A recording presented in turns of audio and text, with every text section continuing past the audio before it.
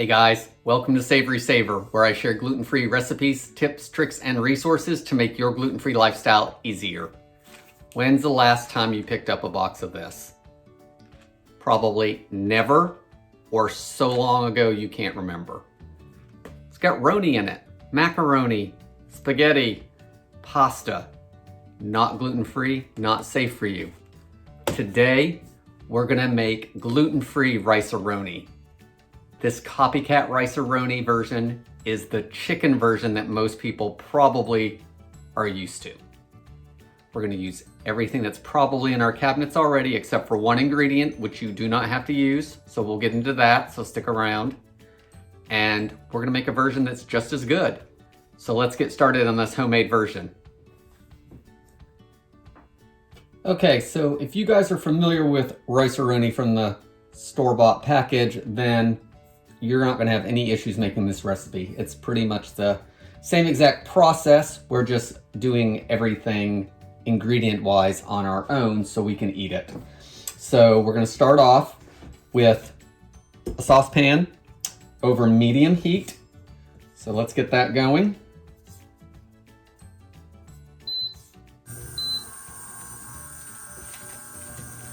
To that, we are going to add 2 tablespoons of unsalted butter, and we're gonna melt that down. All right, so our butter's melted, so let's get our pasta in there. This is 2 ounces of just gluten-free spaghetti. It's Ronzoni brand, and you want about half a cup, which is what 2 ounces will give you. And you wanna break it up as small as you can into the pot. And it's gonna go everywhere sometimes, which is why I'm gonna do it directly into this.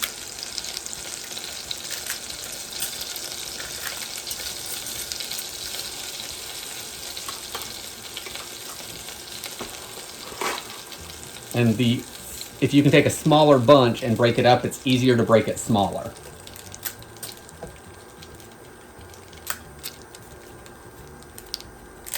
You don't need exact size.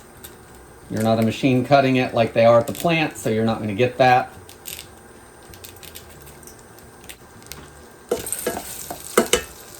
You want to cook this for 3 to 5 minutes because you want everything to brown up.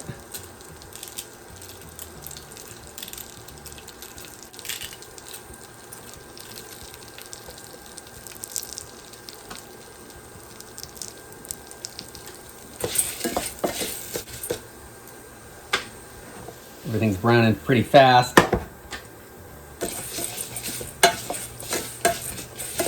So let it turn nice and golden.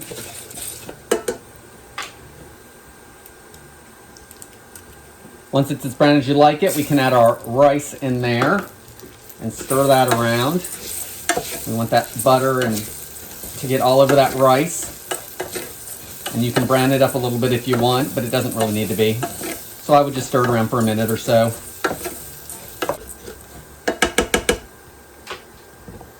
Got our rice in there, got our pasta in there.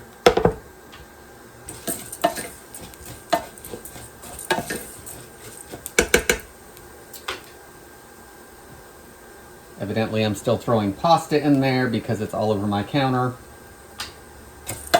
So this is more messy than the store-bought box version, of course. So let's add our seasonings. So on our plate, I have a ½ teaspoon salt, 1/8 of a teaspoon black pepper, 1/4 of a teaspoon of garlic powder, 1/4 of a teaspoon of onion powder, 1 teaspoon of dried parsley, and here's the controversial ingredient. It is 1/8 of a teaspoon of MSG. MSG is in the original product, and if you don't want to use it, leave it out.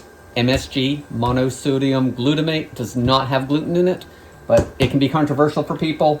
So if you don't like it, or don't want to use it, or don't want to buy it because you don't have it, don't use it. This is still going to be a really good recipe. So let's add all that in there. We're going to give it a quick mix. And now we want to add 2 cups of chicken broth. I'm using bouillon powder that I just reconstituted, but use carton chicken stock, use vegetable stock if you want to do that. And guys, now it cooks like regular rice-a-roni or like regular rice. We want to bring it up to a boil. And once it comes to a boil, we're going to put a lid on it. We're going to cut it back to low. And we are going to cook that for 15 to 17 minutes until everything is absorbed into that rice. And then we are going to give it a taste. Let's get that boiling, and I will see you in a few minutes.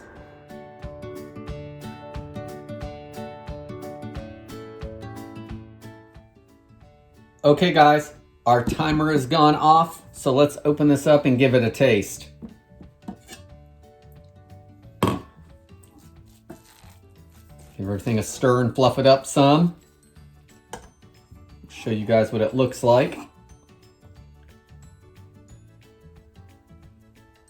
It's that typical rice-a-roni color, maybe not quite as yellow, but we can see that that pasta is a little brown. And the rice is cooked up nicely, and all the water in here is absorbed. Guys, I'm gonna taste this right out of the pot, so let's move you guys back up. Guys, there it is again. That piece of pasta right here, nice and golden brown from that butter that we did first. And guys, if you didn't want to use dried parsley in this, you could totally use fresh parsley, just stir it in at the end, not while it's cooking. Or if you wanted to use both, because obviously rice-a-roni isn't the most colorful dish. So you could certainly add fresh parsley as much as you'd like at the end of the recipe and use dried parsley while it's cooking. You're still gonna get all that flavor. So let's give it a try.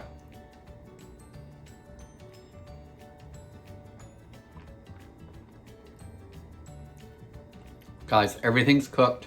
The pasta's cooked, the rice is cooked.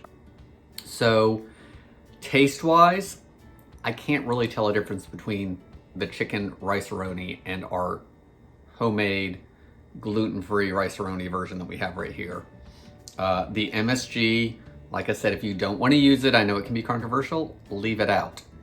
If you have it, or if you want to order it, it's easy to find in the stores and on Amazon, of course. So I can link below to that if you want to get some. Lots of your major brands use MSG and things.